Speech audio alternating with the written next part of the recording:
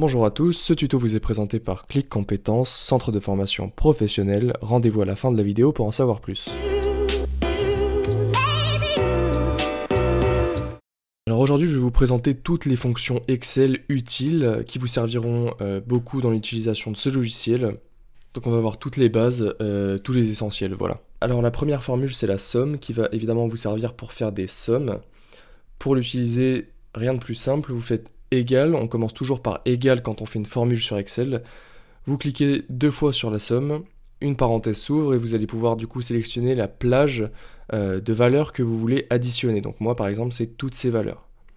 Vous pouvez ensuite fermer la parenthèse, faire entrée et là vous avez votre somme 45 donc. Vous pouvez également évidemment faire une multiplication, donc un produit. Ici encore rien de plus simple, vous faites égal et produit. Vous allez pouvoir sélectionner tous les nombres que vous voulez multiplier. Vous fermez la parenthèse et vous faites entrée. Et là vous avez donc votre produit. Autre fonction utile sur Excel, c'est la moyenne qui vous permet de faire une moyenne de tous les chiffres dans une plage de données. Donc ici encore une fois on fait égal, moyenne, et vous allez pouvoir sélectionner la plage de données que vous souhaitez. Vous pouvez fermer la parenthèse et là ça va vous faire la moyenne de la plage sélectionnée. Donc ça c'est très utile sur Excel.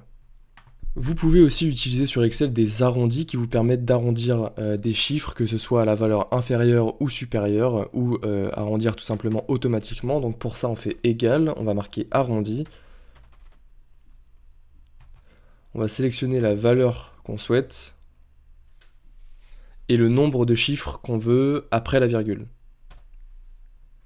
Donc moi par exemple si je veux 2 chiffres après la virgule, je vais pouvoir mettre un 2, fermer la parenthèse.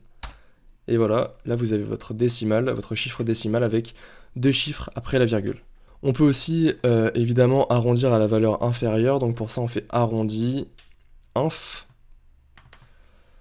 Là vous allez ouvrir la parenthèse, vous sélectionnez la valeur, vous sélectionnez encore une fois le nombre de chiffres après la virgule, donc mettons 2, on ferme la parenthèse, et donc là vous voyez que ça va arrondir à la valeur inférieure.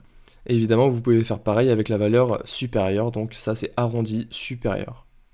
Deux ou trois fonctions aussi très utiles sur Excel, c'est la fonction minimum et maximum qui vous permettent de trouver dans une plage de données la valeur la plus petite ou la plus grande. Donc pour l'utiliser, on va faire égal, min. Là on va sélectionner notre plage de données. On ferme la parenthèse, on fait entrée, et là vous voyez que ça vous affiche le nombre le plus petit de la plage de données sélectionnée.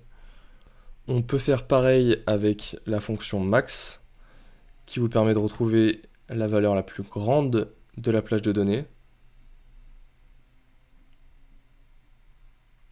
Vous pouvez fermer la parenthèse, faire entrer, et là vous voyez que ça vous trouve la valeur la plus grande. Une autre fonction très utile sur Excel, c'est la fonction aléatoire qui vous permet de générer un chiffre aléatoirement. Donc pour ça, on va faire aléatoire, aléa, pardon. On ouvre la parenthèse et on peut fermer directement la parenthèse, faire entrer, et là vous voyez que ça vous met un chiffre au hasard.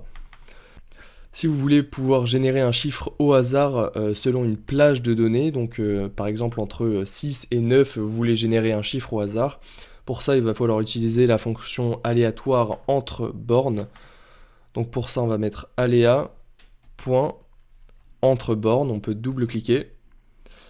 Et là donc vous allez mettre la valeur minimale, donc moi par exemple ça sera 2, point virgule, et la valeur maximale que vous voulez. Et là ça vous faites entrer, ça va vous trouver un chiffre du coup entre ces deux valeurs, au hasard. Une autre fonction très utile sur Excel, c'est la fonction...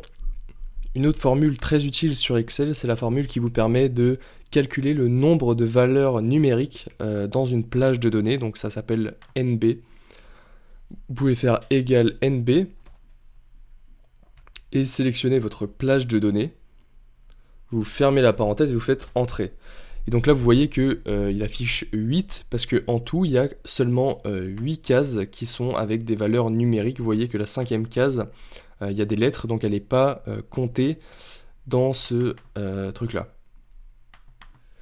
Si vous voulez en revanche compter toutes les valeurs de votre plage, y compris les valeurs non numériques, donc vous faites égal nb val tout en bas, et là vous sélectionnez votre plage de données, vous fermez la parenthèse, vous faites entrée, vous voyez que là, cette fois-ci, il nous affiche 9, puisqu'il y a bien 9 cases qui sont remplies. Vous pouvez aussi utiliser la fonction nbVide pour calculer le nombre de cases vides. Donc pour ça, on fait égal nbVide, nb.vide, et vous allez pouvoir sélectionner votre plage de données. Vous fermez la parenthèse, vous faites entrée, et là vous voyez qu'il y a bien 3 cases vides, donc il nous affiche 3. Une autre fonction vraiment très utile sur Excel, c'est la fonction qui vous permet de calculer le nombre de jours qu'il y a entre deux dates. Donc pour ça, on va utiliser la fonction nb jour ouvré, et on va pouvoir mettre la date de départ, qui est celle-ci pour moi, mettre un point virgule et ajouter la date de fin. Vous pouvez aussi ajouter le nombre de jours fériés. Nous, en l'occurrence, ça ne nous intéresse pas, donc on va pouvoir mettre point virgule et fermer la parenthèse. Vous faites entrée. Et là, vous voyez qu'il vous calcule le nombre de jours entre ces deux dates. Autre formule qui fonctionne avec les dates sur Excel, c'est égal jour, qui vous permet d'isoler le jour d'une date. Donc vous faites jour, vous choisissez votre date, vous fermez la parenthèse, et là, ça va vous isoler le jour de cette date. Vous pouvez faire pareil avec les mois et avec les années.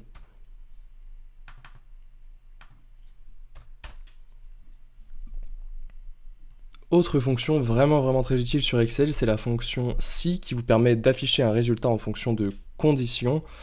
Donc là par exemple on voudrait savoir lorsque la température est en dessous de 17 si on sort avec un pull ou un t-shirt. Donc on va utiliser la fonction si. Et donc si cette case là est inférieure à 17, dans ce cas là on pourra mettre la valeur si vraie, donc un pull. Et si elle est supérieure à 17, eh bien ça sera la valeur si faux, donc on va pouvoir mettre point virgule, et entre guillemets la valeur si faux, donc t-shirt. On ferme les guillemets et on ferme la parenthèse, on fait entrée. Donc là vous voyez qu'il vous affiche t-shirt puisque la température est à 17. Si elle descend en dessous de 17, donc à 16 par exemple, vous voyez qu'il va afficher pull. Maintenant cette formule si, on peut aussi l'utiliser avec plusieurs conditions. Donc si par exemple ici on veut qu'il y ait de la pluie ou une température inférieure à 17 pour sortir, dans ce cas-là on va utiliser la fonction si avec la fonction ou. Alors on va pouvoir mettre égal si ou. Et là, entre parenthèses, on va pouvoir mettre du coup les deux conditions. Donc si cette case-là est inférieure à 17, ou si cette case-là est égale à, entre guillemets, pluie, on ferme la parenthèse, alors on mettra, entre guillemets, la valeur si vraie, donc pull. On peut mettre ensuite un point virgule et la valeur si faux, donc t-shirt. Ici, on pourra fermer la parenthèse et faire entrée. Et donc là, vous voyez qu'il nous affiche pull puisqu'il y a de la pluie et qui fait 16 degrés. En revanche, si on met par exemple du soleil,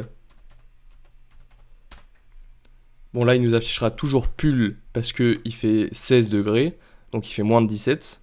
Par contre, cette fois-ci, si on met 18, donc plus de 18 degrés, alors il nous affichera t-shirt, voilà. Si on remet pluie, forcément il nous mettra pull. Voilà. Alors cette fonction ou, elle va avec une autre fonction, vous pouvez aussi mettre et à la place.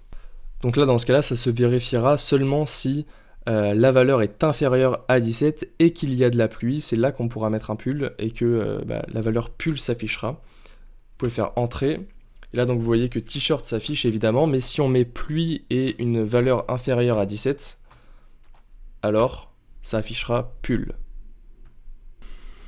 Une autre valeur dont je voulais vous parler également sur Excel, c'est la fonction SUM-Si qui vous permet d'additionner certaines cellules en fonction de leur valeur. Donc par exemple ici on va utiliser la formule SUM-Si, juste ici. Là vous allez pouvoir du coup sélectionner votre plage, ici moi c'est tous ces chiffres. Donc là par exemple si vous souhaitez que seuls les chiffres supérieurs à 40 s'additionnent, alors on va pouvoir mettre supérieur à 40. On ferme le guillemet, on ferme la parenthèse et on fait entrer. Donc là vous voyez que ça a fait la somme uniquement des chiffres supérieurs à 40. Dernière fonction dont je voulais vous parler sur Excel, c'est la fonction Equiv qui permet de retrouver n'importe quel chiffre ou n'importe quelle information dans un tableau Excel. Donc si vous cherchez une valeur en particulier, donc par exemple 23, et que vous cherchiez la ligne de toutes ces données, donc là vous allez pouvoir mettre la valeur que vous cherchez, un point virgule, la plage de données qui nous concerne. Là vous allez pouvoir rajouter un point virgule et mettre correspondance exacte. Donc on ne cherche pas une valeur inférieure à 23 ou supérieure à 23, mais bien une correspondance exacte. Vous double-cliquez, vous fermez la parenthèse et vous faites entrer. Donc là vous voyez qu'il vous affiche 2 puisque c'est la deuxième ligne qui comprend le nombre 23. Voilà, c'est tout pour cette vidéo, j'espère que ça aura pu vous aider. Si c'est le cas, n'hésitez pas à laisser un petit like. Et si vous voulez vous professionnaliser avec Excel, rendez-vous sur click-compétences.fr.